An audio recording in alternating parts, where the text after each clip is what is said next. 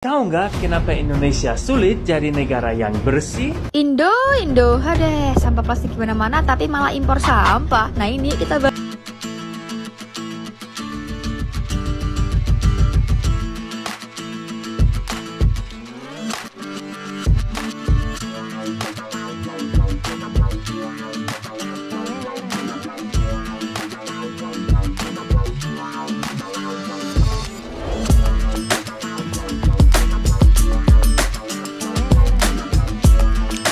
Assalamualaikum warahmatullahi wabarakatuh. Berjumpa kembali dengan Romlia Pratama. Teman-teman sahabatku semuanya, gimana kabar kalian?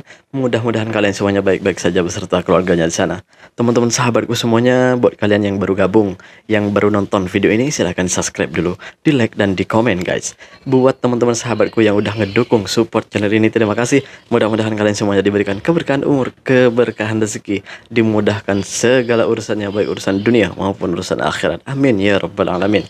Teman-teman sahabatku semuanya, banyak yang nanya ini di Instagram dan di WhatsApp, di Facebook juga ada yang nanyain, juga di komentar-komentar tuh ada, kenapa sekarang itu jarang sekali ngupload video gitu, jarang-jarang gitu ya. Iya guys, sekarang itu gua tuh sibuk, bos saya itu lagi banyak kerjaan, lagi banyak kerja. Kebetulan kerjaku kan renovasi ya, renovate rumah, renovation rumah gitu, renovation pejabat, renovation dan semuanya lah, pokoknya di sektor renovation gitu.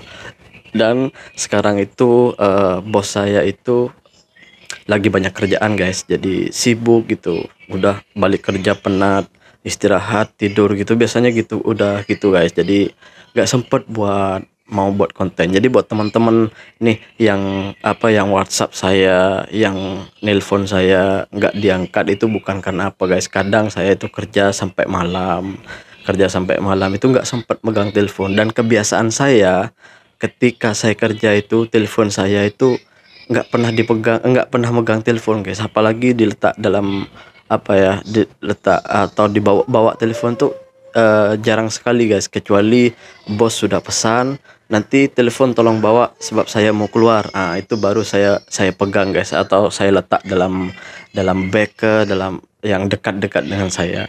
Itulah sebabnya saya tak banyak pegang telepon, kecuali rehat gitu, tem makan, tem rehat, itu baru saya pegang telepon.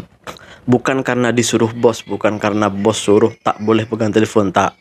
Tetapi saya memang macam itu daripada dulu, daripada rumah sekali, daripada Indonesia sekalipun, ketika saya kerja, saya itu nggak pernah pegang telepon, nggak pernah bawa telepon gitu. Malas guys itu. Jadi ketika saya kerja ya fokus aja kerja, fokus kerja, buat kerja gitu. Apa yang saya kerjakan ya saya fokus itu. Makanya entah itu istri saya, mak saya, itu kalau time kerja itu memang tak saya angkat. Sampai time rehat saya tengok ada orang telepon, kadang time rehat saya kan sudah makan, dipanggil bos lah, dipanggil kerani lah, dipanggil itulah, jadi nggak sempat untuk telepon. Kadang tengok telepon pun tak sempat guys. Jadi mohon maaf buat teman-teman yang WhatsApp saya, yang telepon saya tak diangkat. Bukan saya sombong, bukan saya itu, tapi begitulah, saya sebagai kuli ya mau tidak mau saya itu harus mendahulukan kewajiban saya gitu. Ketika saya itu jarang sekali guys rehat, jarang sekali itu ngopi-ngopi lagi itu lagi, jarang sekali guys. Biasanya kalau time banyak kerja itu kerja sampai malam, sampai jam pukul 10. Kadang pernah tuh kalau banyak-banyaknya kerja itu sampai pukul 12 gitu. Bos tidak ini sebenarnya, you mau kerja pun boleh, kau mau kerja pun boleh sampai malam, tidak pun tak apa gitu. Tapi saya itu ketika teman-teman kerja semua ya nggak enak gitu kan, kalau saya itu nggak overtime gitu kan.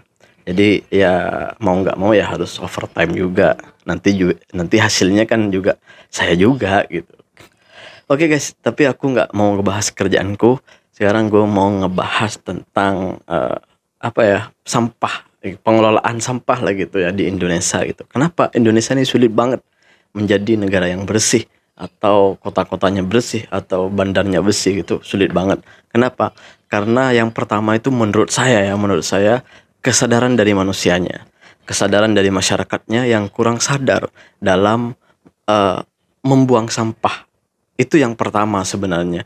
Yang pertama kita harus mengubah diri kita sendiri untuk membuang sampah kepada tempatnya. Dari membuang sampah sembarangan, membuang sampah merata-rata, mengubah diri kita untuk membuang sampah kepada tempatnya gitu. Ketika jauh dari tempat sampah, pegang dulu sampai ketemu dengan tempat sampah. Maka disitulah kita sedang mengubah negara kita sebenarnya, guys. Tapi kesadaran itu, aduh, masih belum banyak. Bukan masih belum banyak ya. Masih banyak yang belum sadar akan itu semua, guys, gitu.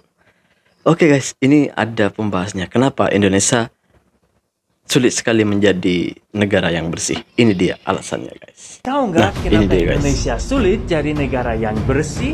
Sektor sampah Indonesia saat ini berada dalam kondisi yang darurat. Pemulung menanggung semua bebannya.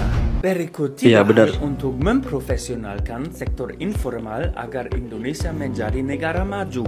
Pertama, beri mereka kontrak kerja. Pemulung memerlukan peraturan yang adil seperti dapat asuransi atau paling nggak ada penghasilan tetap. Setuju. Kedua, kita membutuhkan SOP. Dengan melalui pelatihan SOP dan target, kita bisa mengumpulkan sampah yang aman.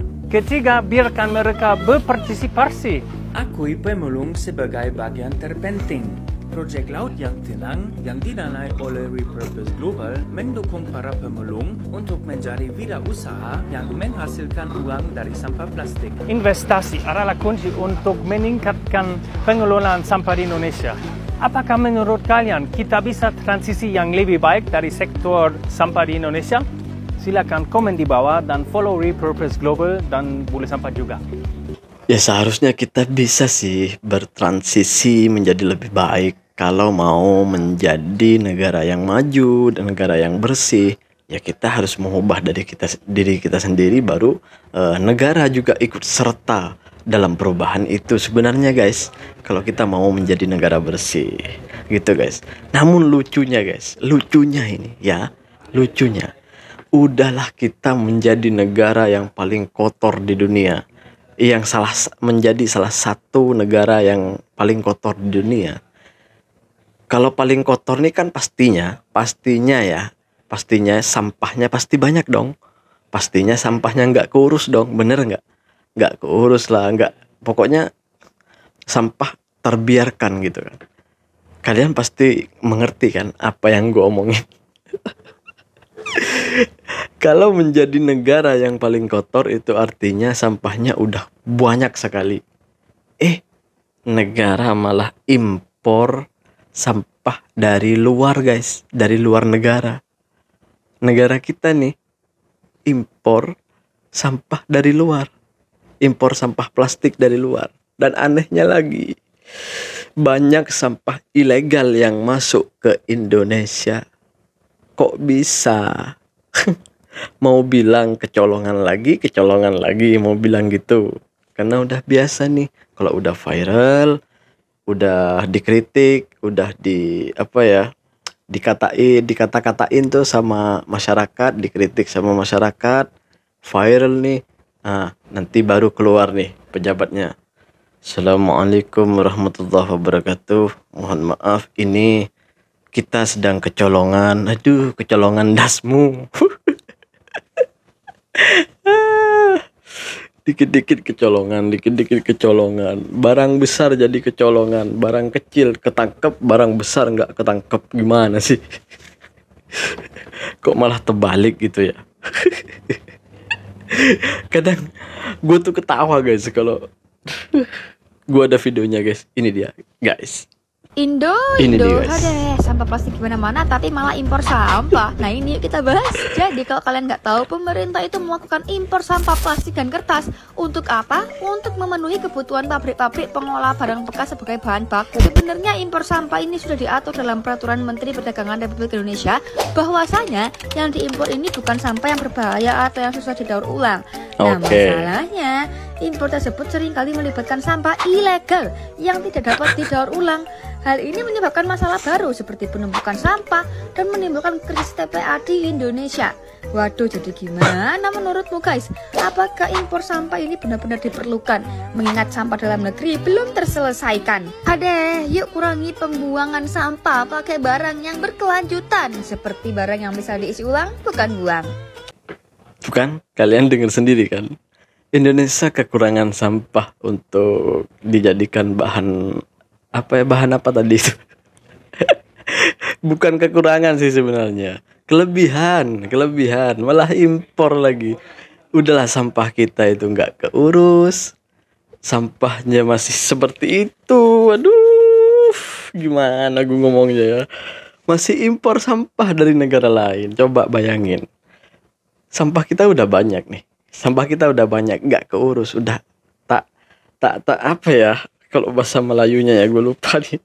Pokoknya nggak keurus lah, sampah di mana-mana nggak keurus, sampai gini sampai gitu. Bahkan nggak tahu dah. Gue ngomongnya nggak tahu. Memang penuh kelakar lah kalau negaraku ini. Negara Konoha nih penuh kelakar, penuh kelucuan, penuh lawak memang. Malah ini bilangnya apa? Banyak sampah ilegal yang masuk. Nanti kalau udah ditegur nih ya, udah viral nih, udah ditegur sama masyarakat, bilangnya apa pejabat negaranya? Kecolongan, kemalingan. Woi, nggak mungkin sampah itu kan orang-orang yang mau masukkan sampah ke sana, sampah ilegal tuh bawa koper kan, nggak mungkin kan ya. pasti bawanya tuh kapal laut atau apa itu yang banyak isinya tuh, nggak mungkin kan. Orang-orang tuh yang mau masukkan sampah ke Indonesia itu bawa koper atau bawa bag gitu ya. Kan nggak mungkin guys, bener nggak nih? Bener dong. Nggak mungkin dong. Pasti orang-orang tuh datang untuk buang sampah ilegal itu ke Indonesia itu dengan bawa kapal, dengan bawa ini. Apa iya gitu kan? Seenak itu masuk ke Indonesia gitu ya. Tanpa pengecekan lah, tanpa penjagaan lah, tanpa itu. Apakah iya gitu ya? Sampai-sampai sampah ilegal tuh masuk. Atau mungkin gini, kita impor sampah dari luar, impornya plastik, namun sama pedagang sampah plastiknya itu, sama penjual sampah plastiknya itu mungkin adalah sampah-sampah yang sampah-sampah ilegal yang dimasukin gitu. Tapi apakah iya gitu? Nggak ada pengecekan, nggak ada apa ya? Disurvei dulu, dicek dulu, ditengok dulu betul ke tidak nih ini plastik ke bukan gitu kan? Kan masa iya gitu? Kita mau dibodohin seperti itu kan? Aduh ya Allah, gue tuh kadang gelak sendiri guys ketika dengar berita gini.